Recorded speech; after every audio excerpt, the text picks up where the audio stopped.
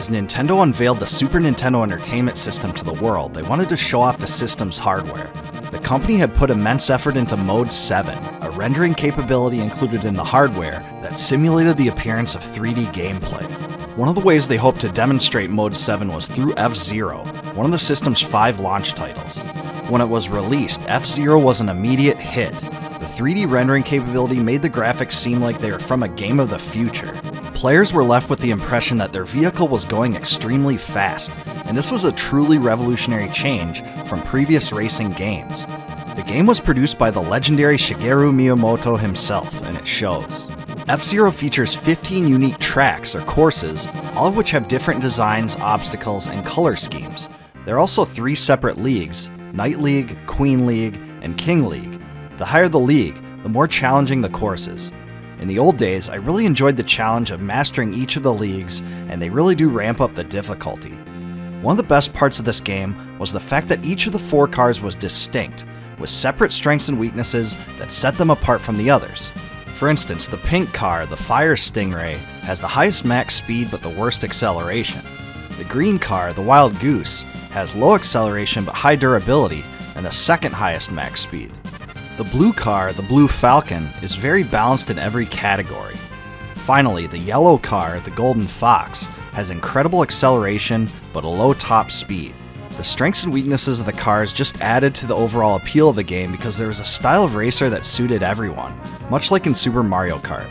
Also, the differences allowed players to endlessly argue over which was better, which I certainly remember doing with my friends. FZero's music also gets a lot of praise, and after playing it is clear to see why.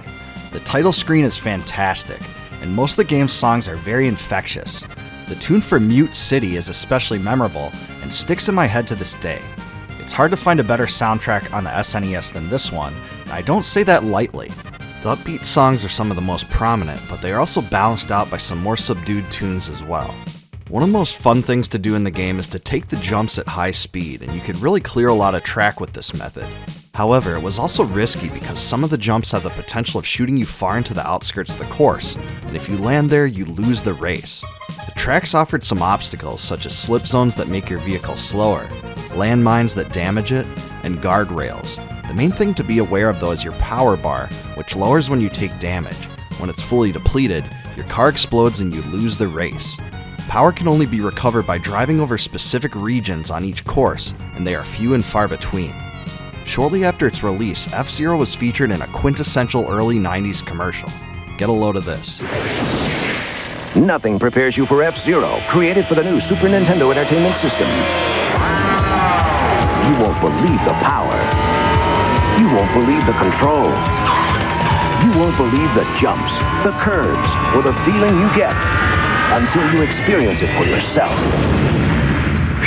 Wow, that's fast.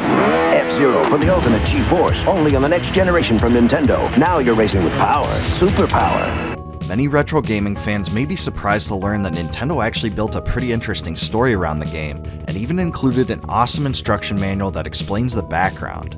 FZero is set in the year 2560 after humanity has encountered many forms of alien life. In the process, technological advancements and wealth have led businessmen to desire more entertainment. These trends have led to the creation of Grand Prix races that are referred to as FZero. It was a pretty cool concept, and there are definitely some interesting characters in the game's world, like Captain Falcon, a prominent Nintendo character that made his debut in this game. My favorite driver is the dude named Pico, who pilots the Wild Goose. But watch out for him because in addition to his driving skills, he's also a competent hitman? Well, I guess that's better than an incompetent hitman. All the drivers and their backstories are featured in the manual, and Nintendo even included a 7-page comic book to introduce the game's setting and characters. This was just an awesome touch that added a lot of allure to the game. Despite all the awesome aspects of the game, FZero does have some downsides as well. One of them is that the game doesn't support 2 players, which is disappointing, but makes some sense given the game's marketing. Nintendo wanted to show off the full Mode 7 capabilities, which wouldn't have looked nearly as good with a 2-player split screen, so the way they handled this may have paid off in the end. But still, I would have loved a version that allowed competitive racing with a friend. Nintendo developed a sequel to the game in Japan that came out as BS FZero 2 Grand Prix, which was only delivered via the Satellaview service. In addition to the 15 original tracks, it contained 4 more, and new cars were featured as well. Unfortunately, the sequel never saw the light of day in North America in any form, and is mostly forgotten today. The game did have several other sequels though, including FZero X for the Nintendo 64. Almost 30 years later, FZero is definitely a title to be played by all retro gaming fans that missed out on it at the time. While I've rarely covered racing games of any type on my channel, I knew this one deserved to be revisited and featured. It was just a timeless classic that was more than a racing game and really blew people away when it came out. As a launch title for the SNES, it definitely didn't disappoint and is still considered one of the most memorable titles on the system. If you like this review and remember FZero, leave a comment below about the most memorable aspect of the game to you. Also, if you like my videos, please subscribe to my channel and click the bell below to be alerted upon the addition of new ones. Also, please consider supporting my channel via YouTube's Join feature to receive member exclusives, such as advanced videos and complete video transcripts.